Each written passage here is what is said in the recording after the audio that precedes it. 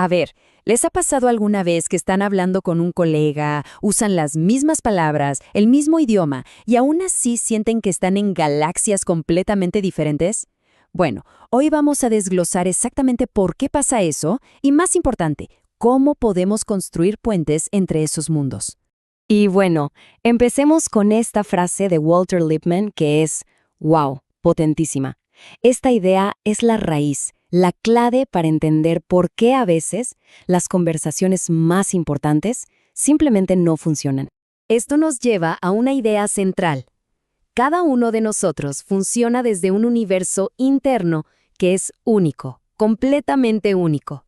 Una buena forma de verlo es pensar que cada persona tiene su propio sistema operativo mental, un sistema moldeado por el código de su vida, sus experiencias, sus creencias. Es como si quisiéramos que un sistema basado en Linux y otro en Windows se comuniquen a la perfección sin ningún tipo de protocolo o traductor. Simplemente no va a pasar. En programación neurolingüística, o PNL, a este sistema operativo personal se le llama el mapa de la realidad. Y aquí viene lo más importante de todo. No existen dos mapas que sean idénticos. Cada persona, sin excepción, procesa el mundo a su manera. Ok, ¿y qué pasa cuando estos mapas internos tan diferentes intentan interactuar? Bueno, ahí es donde aparece un bug súper recurrente en nuestros sistemas de comunicación. Esta frase lo resume perfecto. Esa ilusión es un error de sistema muy común. Damos por sentado que nuestro mapa es el mapa universal y que la información que mandamos se recibe tal cual, sin pérdida de datos en la transferencia. Y casi nunca es así. Es que nuestro cerebro no es una cámara de video que graba la realidad objetiva. Para nada. Es más bien un procesador súper avanzado con un montón de filtros activados. De la enorme cantidad de datos que nos llega a cada segundo, solo una pequeña parte se procesa y se organiza según nuestras propias reglas internas. Y este es el resultado. Miren la pantalla. Alguien dice algo tan simple como, este proyecto tiene que hacerse rápido. Pero la otra persona con su propio sistema operativo escucha, deja todo, esto es una crisis. O se dice, tu retroalimentación es interesante. Y se oye, odia mi idea. Para quienes piensan en sistemas, estos son errores de API en toda regla. La transmisión de datos falla porque los protocolos no son compatibles.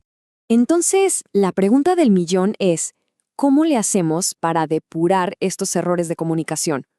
¿Cómo podemos, de alguna manera, leer el código fuente de la realidad de otra persona? Y ojo, la solución no es tratar de parchar o arreglar el sistema del otro. Eso es imposible y bastante arrogante. La jugada inteligente es mejorar nuestra propia capacidad para interactuar con el suyo. Se trata de desarrollar una mejor compatibilidad, una mejor interfaz. Esto significa hacer un movimiento consciente y deliberado. Salir un momento de nuestra propia cabeza y meternos intencionalmente en la del otro. Dejar de transmitir nuestra realidad y empezar a sintonizar la suya. A este proceso, en PNL, se le conoce como adoptar la segunda posición. Y no es más que una herramienta para, digamos, correr un diagnóstico del sistema ajeno y empezar a recopilar datos críticos sobre cómo funciona su mundo interno. Bien, y esto nos lleva directamente a un kit de herramientas muy prácticas para desarrollar lo que podríamos llamar empatía de sistemas. Veamos cómo funciona esto paso a paso. Básicamente, son 3 protocolos clave que podemos ejecutar cuando estamos tratando de entender el sistema operativo de alguien más. Primero, hacemos zoom in, que significa nos concentramos en su comportamiento observable, o sea, en los datos de salida de su sistema, su tono de voz, sus gestos, en lugar de quedarnos pegados en cómo nos hace sentir a nosotros. Se trata de analizar el output sin que nuestros propios filtros lo distorsionen. Después, hacemos zoom out. Nos alejamos para tener una mejor perspectiva.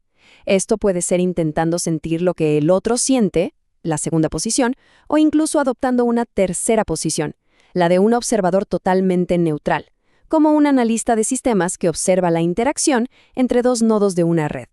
Y por último, el paso que quizás es el más crítico de todos, hacer preguntas.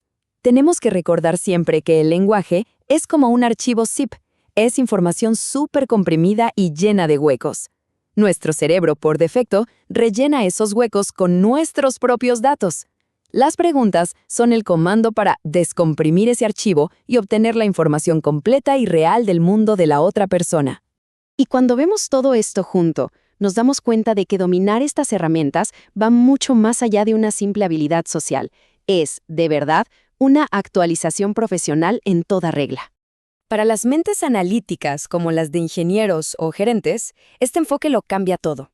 Los desafíos interpersonales dejan de ser problemas de personas ambiguos y frustrantes y se convierten en problemas de interfaz, problemas de sistemas que se pueden analizar y resolver. El retorno de la inversión de esta empatía de sistemas es clarísimo. Para los gerentes, significa poder dibujar la dinámica de su equipo y reducir la fricción. Para los ingenieros, es la clave para entender mejor al usuario y construir productos que de verdad resuelvan sus problemas. Y para todos, es simplemente una forma mucho más inteligente y efectiva de colaborar. Así que, al final del día, que estos mundos diferentes existen, no es algo que esté a debate, es un hecho. La verdadera pregunta es, ¿qué vamos a hacer al respecto? Ya no se trata de si existen diferentes arquitecturas de pensamiento, sino de cuál será el primer protocolo de comunicación que vamos a decidir dominar.